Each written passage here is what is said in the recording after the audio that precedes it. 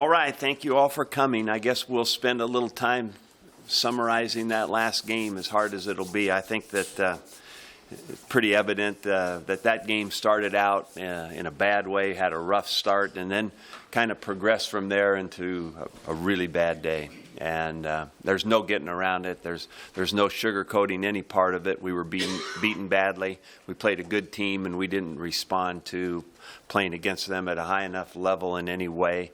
I think that it basically eventually fell apart in the fact that we were a little bit frantic almost defensively. I mean, guys were trying to all of a sudden do somebody else's job because this wasn't getting done, and so technically we fell apart. Assignment-wise, we fell apart, and it was in all those ways it was not a good night. Offensively, we have struggled for a while, and it was amplified in that game. We have got to find our niche of what we can do running the ball well, and how we can best enhance what we're trying to do in the passing game. But it is kind of a whole regrouping offensively and getting back to a good balanced performance. That's what our big chore will be this week as we go forward. Everybody here realizes our struggles have not just been in the Ohio State game, but before that too. So we really got some work to do. We got to solidify our personnel as best we can. We've had to juggle there. That I'm not going to make any excuses at all about why it's looked like that. There are none that have to be really talked about. So we'll just look at how we can best solidify our people, give them good information and ammunition to go forward, and try to have a much more balanced and explosive offensive game. Defensively, we've played a lot of good defense this year, made a lot of improvement. None of that showed up on last Saturday night. Obviously, what we have to do is go have a great week of being sound. Playing with good leverage. We saw so many times in the ball game where that we lost the position we needed to have, whether it was a guy on the defensive line, whether it was a guy in a position in coverage. One of the most elementary things about pass defense is you have to know what you have to take away first. If my job is in a position of coverage and I don't have any help over the top on the inside, well, I've got to be able to play over the top, and that's the first thing I got to take care of. Those are the things that fell apart like that the other night. If I've got to keep inside leverage on a receiver that's trying to cross the formation, I can't get beat on a fake and then let him beat me inside and catch the ball. We really struggled on third down the other night, and it was because of those kinds of leverage and position mistakes that we made that gave them the opportunity to make a play. And obviously they made way too many of them. So we've got to, in a way, re-emphasize the basics of how we play. We've got to do a great job of coaching. Our players have to have a great week of focusing on those kinds of issues that have hurt us at times and really hurt us the other night. And part of it's kind of football. You got to play the game. You got to play it according to the technique you need to use, according to the position that you're supposed to have. And our coach's job is to help them do that. So actually, there's some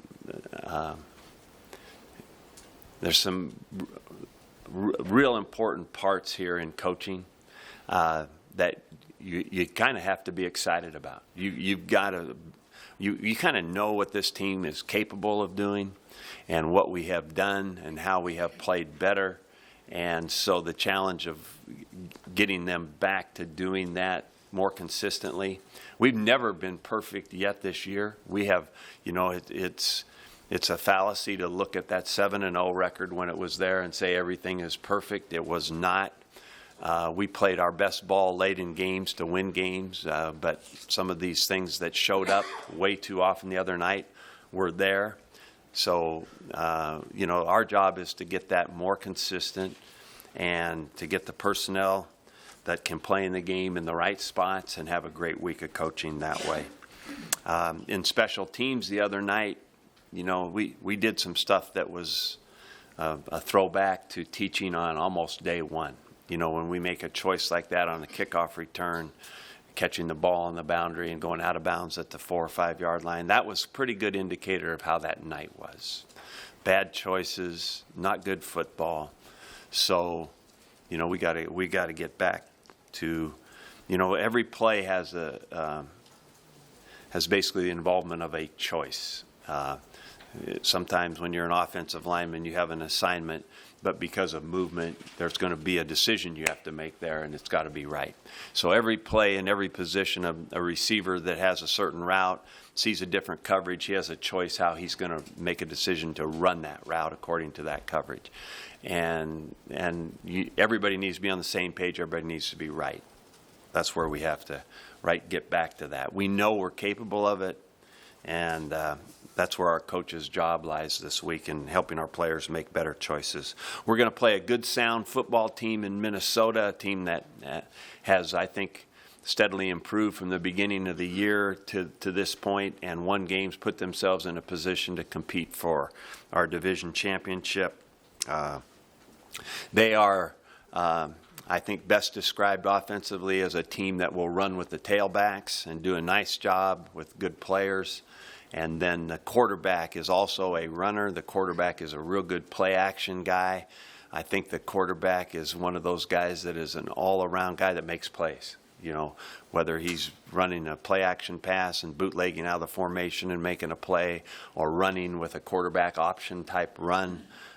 He's kind of one of those gamer guys that I had a lot of respect for a year ago, and he's growing into that. He's doing a good job of leading this team. Defensively, they've moved into pretty good company. They're, I think, 4th in the league total defense, so they're playing very sound, good defense. So it will be a tough game, and we've got to be really ready if we're going to beat them. I know there's a lot of questions about injuries. The first one I'll address is Tommy. Tommy is going through the protocol for concussion. He will go through that. He feels good. I think I can tell you that right off the bat. As this goes forward, we will know more about his availability day to day. These things I don't have a crystal ball in that way, and I can't go out there and say I think he's going to be ready to play or not ready to play until we get a little bit further through the process of what goes on in the concussion protocol. So, but as far as how he feels, that's all good news for us right now, and we'll see what that means. In the meantime, Riker will be our starting quarterback at this point, and then I think that we're going to get Zach Darlington ready to be his backup as we go forward. I'm really reluctant at this stage of the year to put Patrick O'Brien in that spot, just because at this stage I'd like to keep his red shirt if at all possible. And that's where we're at with kind of that whole quarterback deal. Our linebackers have all, it's been kind of clean there for quite a bit of time, but we've got all of our linebackers have a little bit of something. I'm not sure that we'll know that any of them can't play, but they could be listed as maybe as best said questionable at this time. Dedrick Young, I think you probably noticed him playing with a bad ankle the other night. Marcus Newby has a hamstring that we're hoping improves during the week so he can play.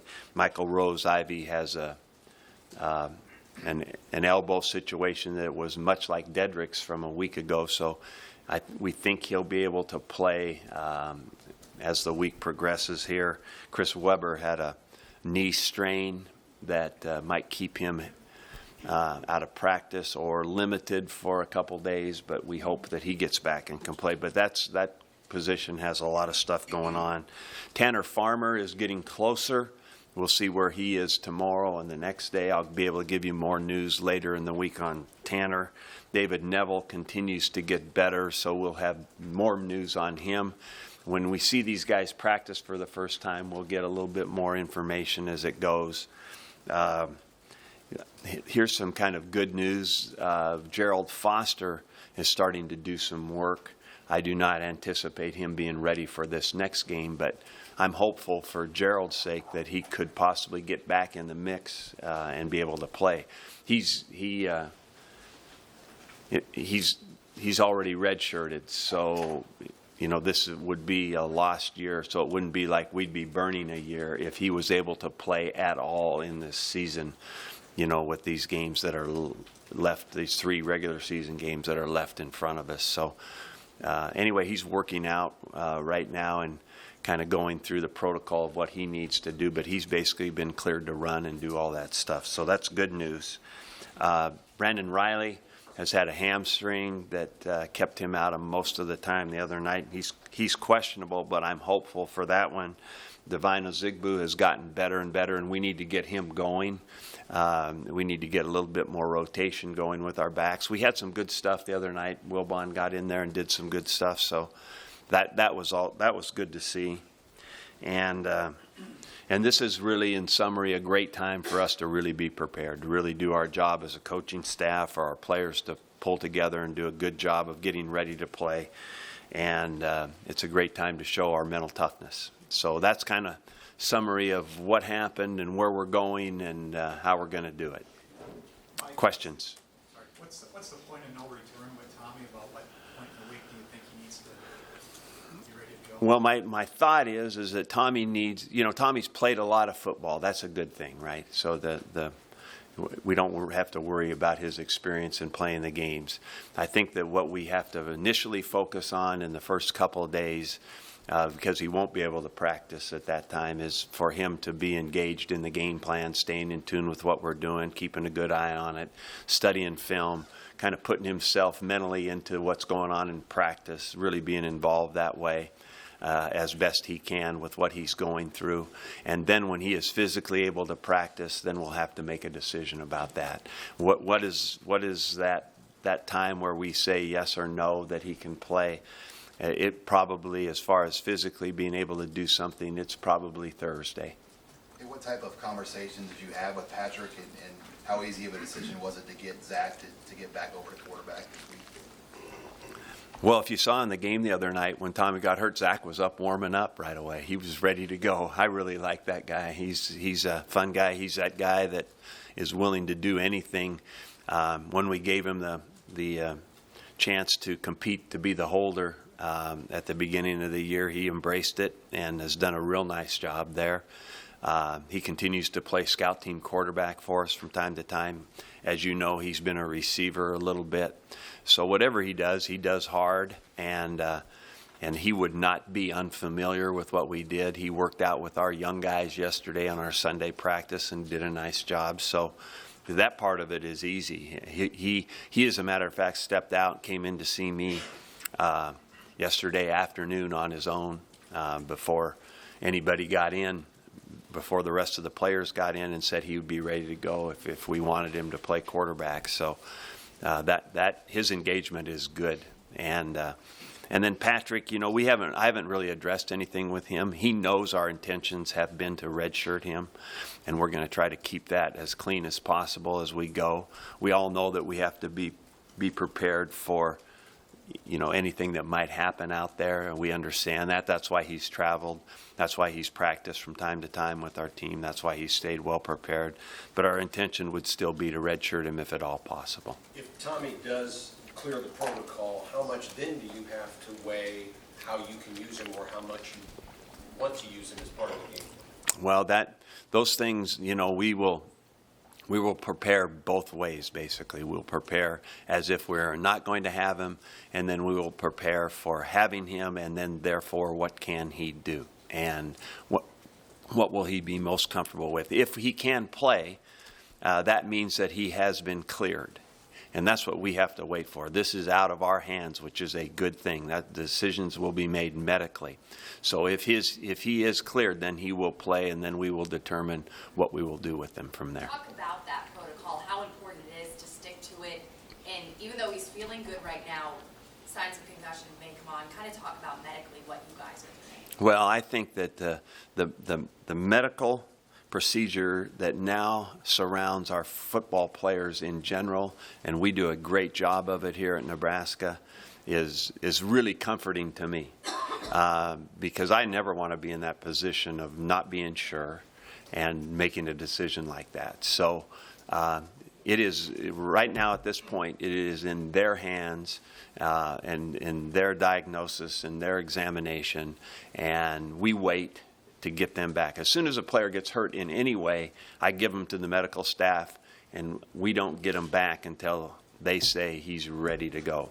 So that is actually very comforting. That is a good thing. And so from there, I know with all those parts, they'll keep a close eye on that. And it's not Tommy. We have guys that you don't ever hear about. They have something happen. The guy might be a red shirt that in our Sunday scrimmage with the young guys has something like a concussion. And our people are going to take them right through the end, keep an eye on them, and only give them the okay when they know it's okay. So we feel good about that. We've had half a dozen of them through the year in practice time with some of these young guys, but not very many in the games, which has been good. But this is one that we do have that's very public, so everybody hears about it, but it's not handled any differently for any guy in our team. So Mike, tomorrow when practice resumes, how will you do the quarterback rotation, snaps, who gets the most, who's the backup? How's that going to work? Well, my anticipation right now is that Tommy won't be practicing tomorrow and that he will be standing there with Danny Langsdorf watching. That would be a good scenario. If indeed the protocol stays its course, right? If something changes on that, then this whole plan would fall apart. But that would be what we would anticipate and be hopeful about for tomorrow. Riker would be taking the snaps. Zach Darlington would be getting the backup snaps, and that's what it would look like for the next couple days. And then whether it's Thursday, Friday, and Tommy has been cleared, let's just go forward and say that's going to happen. Then we'll make a decision how that's going to all work from there. I'm not prepared to say exactly what that means right now, if indeed he is cleared at that point. Riker says he prepares every week like he's going to be the guy. How do you feel about him if he gets the call? And I know he walked into a tough situation on Saturday, how he handled that, and if he's the guy moving forward, how do you feel about it? Yeah, I think that Riker has kind of, we've been in so many close games into the second half, and it's too bad we didn't get him in more often. I believe he is always well prepared. I really like his ability. I think that, given the chance to play, that he will perform and do a nice job. I think our team has faith in him. And I think that that kind of comes through all the time they see him in practice and the work that he puts in. So I think if that's the way that we end up going, I think Riker will do a good job for us and help us win the game. Mike, with your run game, what's one or two things that you kind of see where you can kind of recharge it a little bit these last three games, or kind of clean up with it? Well, I think the number one thing that we need to do is establish two identity runs that we can repeat better throughout the ball game that look good. We've sometimes when you're not doing well, you jump around a little bit, and so I think establishing our identity in that way and really rehearsing that and practicing that over the course of the next 3 days is really going to be big for us, improving that and getting back to it. If you look back before we started with our struggles offensively, we were running for 300 yards. And life is good when that is happening. And so when it hasn't been happening, it's been hard. And so we kind of know where we have to go. Getting there is another issue. But it certainly has to do with the confidence that we have in it and then the physical part that we can bring to it. Whatever you're trying to do, you have to block guys. And so we've got to be really confident in making the blocks that we need to block and a couple of run plays that we can call many times in the game and feel good about calling them. It meant a great deal to the team to see Armstrong come back out on Saturday. Regardless of his status for this Saturday, what does it mean to keep him involved as that leader throughout the week with the team, especially Riker and Darlington? Yeah. There will be no problem having Tommy be there for this team. That's kind of been who he is and who they expect him to be. And you know, there's never been an issue with the engagement of Tommy Armstrong. That is great. So we don't really have to worry about that. He will be there for this team. He will be there to play if he can, and he will be there to support if that's what he must do. So I think that that part of it will take place either way, and we won't know how it's going to take place for a couple days. It's only been 3 months for Foster on that knee injury. I mean, has he come along faster than you even would have thought? And what's realistic? Could he get in one of these final 3 regular season games when you look at it now? Well, I did not think that that was going to happen. But with his progress, and I was actually surprised by the trainer telling me about that, but with his progress and the fact that they have cleared him to run and then work against bags and see how he can do, it's conceivable, you know. But I'm not going to count on that at all, because I'm not even, you know, if they give him to me, I know that he's healthy and that he's been cleared to play and that he's strong enough to play. Now, playing is a different deal. Preparation for playing, all the stuff that he has missed playing in the games, all the fall camp that he missed. So we want to make sure that he is, if he ever does play for us this year, that he's confident in not only how he can do stuff, but what he's doing. Because we want to make him feel real good when he does play. Hindsight being 2020, you wish that you played any of those true freshmen in the season on the offensive line? Maybe. You know, I think that I have appreciated the work that our guys have done, but as we've gotten thinner, it has looked a little bit scarier. And so perhaps, you know, it's worth reflecting on Sam. Mike, do you have to play psychiatrist with your team? And tell them just to move fast and forget it? How do you flush this week behind? Well, you don't exactly flush it, Andy. It's not that easy. I think that we'll see a lot Tuesday's practice. I've really liked how this team has practiced all the time, and I'm not going to stop liking this team all of a sudden. I really like this group of guys. I've liked how they've worked and been together for a long time, had a great plan starting in January. You know, that stuff doesn't disappear because of a bad outing, you know. So I've got a lot of faith that it's going to be good, that it's going to be a good reaction. I think that one thing that you need to be able to rely on are older guys in the program. And so when I look, if you go name to name on that deal, I like that. You know, when you look at a guy like Josh Banderas and Nate Gary, you know, I think that, okay, you know, I know how those guys are going to be. I know how Kevin Maurice is going to be when he comes back.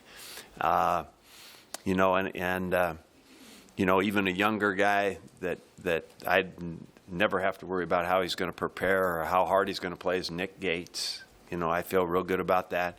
Jordan Westerkamp is, as we all saw the other night, in a tough, bad game. He's fighting like crazy, and so I don't think, you know, I don't think I have to play psychiatrist with those kinds of people. You know, I think that, and the team's got to take a lead from that. And like I said, I've liked their approach, and I would expect a good approach. I think that we have to work in the football end of it to be very specific about what they're doing to build that confidence up. I think that's a weekly process anyway, but especially in a week coming off of a game like the other night, I think it's really important that our coaches do that. Did you see any effort concerns when you watched the film? No, I really didn't. I saw, you know, the concerns were that we fell apart, you know, structurally, technically. And when you do that against a good team with good players, it looks like the other night. You had mentioned, you know, that on defense there's always choices to be made, you know. Yeah. One choice and this choice. Most of the season your defense made really good choices and they played really well. Yeah. But do you think the difference was, and why they didn't make them against Ohio State? You know what, Sam? I think that as they made a few plays, that our guys tried to overcompensate in a lot of ways, and I think they lost focus on what they were doing. Like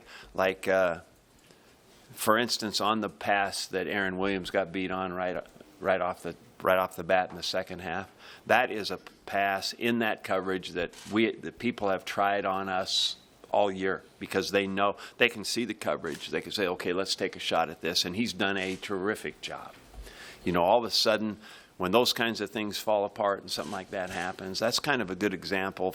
And I'm not picking on Aaron at all, but that's an example of what happened in other areas, whether it was in the run game, on the edge of the defense. And so it kind of multiplied from there. I'm not making any excuses for us. That's just what happened. It was bad. It was bad choices, and it just turned into bad football. And like I said, you're doing it against a really good group of athletes on a good football team, and the combination was bad. Mike, how nice will it be to be home again? I think 3 out of the last 4 weekends, you guys have been on the road, 2 in a row, obviously 2 night games, late trips. Yeah. And now you're home for 2. Well, I'm really glad to be home, and I'm really going to be thoughtful about having our team fresh. At this stage of the year, you know, we're talking about a team that has those areas that I've already mentioned kind of beat up. So the combination of getting ready practice-wise with all this stuff I've been talking about, and also having them physically ready to play at their highest level, that's where we have a balancing act to do with this team right now at this stage. What are your thoughts about Minnesota? They're coming in with a 4-game win streak. I think Minnesota has confidence. I think that quarterback is a guy that's kind of leading that. The way he's playing, he looks like a tough guy. He looks like a guy that's going to fight to make plays. Has been a resilient player, and I think that team plays hard. So you know, it's like I said, it's going to be tough. We're going to have to play a good football game to beat them. Anything else for Coach? Is there a sense of how you can improve the passing game? Your quarterbacks are completing 49%. That's probably a dirty word for you to hear that. Yeah, that hurts. That hurts. Well, you know. I mean, I know you don't want that. So how do you feel like you can improve that over the last 3 games? Well, I think that, you know, that we cannot reinvent the wheel with the number of things that we're doing at this time. You know, we have a pretty broad range, but hopefully the right range of things that are in our package of what we want to do. And then obviously the execution of that has been bad. And it's been hard since we've stopped running the ball very effectively. When we're running the ball somewhat effectively, the passing game gets easier, particularly with a quarterback of our style. You know, so all of a sudden play action becomes a little cleaner. But we have struggled when we have passed, not only with the execution of the play, but also the protection of the passer. So many times we are flushed early out of the pocket. One of the startling statistics is that we are one of the nation's leader in least amount of sacks. And that is due to our quarterback's mobility. And I give the line some credit too, but there's no doubt about it that we have not had any rhythm in the passing game. And part of the reason is the quarterback isn't allowed any rhythm. So we've got to do a little cleaner job there. We've got to run the ball a little bit better. And my guess, if we do that, Sam, our passing percentage will go up.